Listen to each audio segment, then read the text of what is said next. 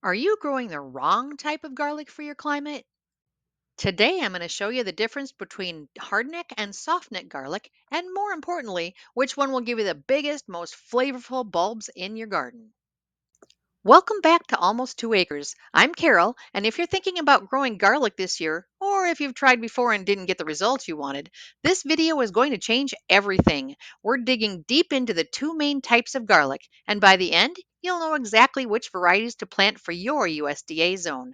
First, let me show you my garlic happy mess. Well, as you can see behind me, the garlic did not get weeded again.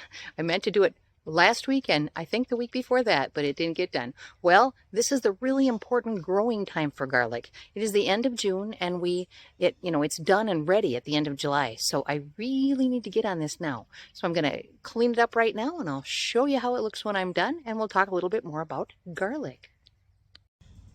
Okay, seriously, it only took 15 minutes, maybe 20 tops, to clean this garlic up. Wow, I should have done it so long ago. Look how beautiful these garlic are this year. In Minnesota, I plant it in late September, mid-September to late September, and then I mulch it with 2 inches of, first I put 2 inches of soil over the top, and then I mulch it with about 2 more inches of mulch, and then it comes up in the spring, one of the first things to come up, which is really fun to watch, seeing those shoots come out of the ground. And if you keep it well mulched and fertilize a lot, it really does turn out quite wonderful. And you really have, it's not always huge bulbs here in Minnesota, but they're always very garlicky and they go great in all the pickles and everything else that I make. As usual, I have about a 2 foot tall pile of weeds from that garlic garden. Well, you know what? If I keep this up, this place could actually get weeded this summer. I love how much stuff I'm actually getting done. Stay with me, people. You're helping me out. I'm getting my weeding done. Now, let's get down to growing garlic yourself. First, let's talk about what makes the two types of garlic so different. Garlic, Allium sativum, comes in two primary forms, hardneck and softneck. And here's the thing most gardeners don't realize. Choosing the wrong type is the number one reason people fail at growing garlic. Hardneck garlic gets its name from that stiff central stalk that emerges from the bulb. This eventually produces what we call a scape, that curly flower stem that is actually edible and delicious. Soft neck garlic, on the other hand, has a flexible neck, which is why you see it braided into those beautiful garlic braids. Let's start with hardneck varieties. These are the cold weather kings, thriving in USDA zones 4 through 8. They need, and I mean need, about 6 weeks of temperatures below 45 degrees Fahrenheit. This process is called vernalization, and without it, you won't get proper bulb formation. So, what makes hardneck garlic special? The flavor. We're talking robust, spicy, complex flavors that can vary dramatically based on your soil and weather conditions, almost like growing wine grapes. Varieties like Music, a porcelain type, will give you incredibly strong flavor and large cloves that are perfect for cooking. Chesnok Red develops this amazing sweetness when you roast it. The trade off? Hardneck garlic typically gives you fewer cloves per bulb, usually 4 to 8 large ones arranged around that central stalk.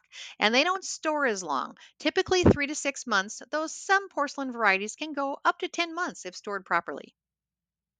Now, softneck garlic, that's what you typically see in grocery stores. Why? Because it stores incredibly well. That's 6 to 12 months when cured and stored properly. These varieties are heat tolerant and perfect for zones 5 through 10. Not so good for my zone 4 garden.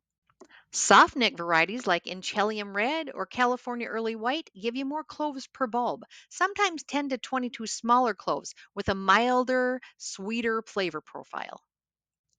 They're fantastic for braiding because of that flexible neck, and they don't require the cold period that hardnecks need. Some softneck varieties, like Silver White, can actually produce escape in colder conditions, blurring the lines between the two types. So, which garlic should you grow in your zone? Let me break this down by having you figure out your zone on the map here. If you're in zones 3 to 6, go with hardneck varieties. You have the cold they need and you'll get those amazing complex flavors. Try German extra hardy or Siberian for extreme cold hardiness. Are you in zone 7 or 8? This is the sweet spot where you can grow either type successfully. I'd recommend trying both to see what you prefer. I'm a little jealous, I have to admit it. I want to grow both. Are you growing in warm zones 9 and 10? Softneck is your friend here. But here's a pro tip. You can grow some hardneck varieties if you artificially vernalize them in your refrigerator for 2 to 4 weeks before planting.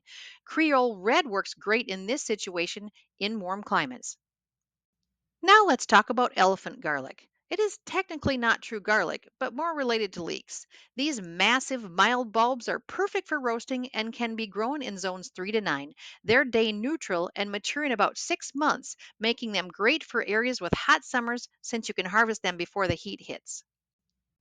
So there you have it, the complete breakdown of hardneck versus softneck garlic. Remember, cold climate equals hardneck for the best flavor, and warm climate equals softneck for the best storage. And zone 7 to 8 can experiment with both. Lucky people.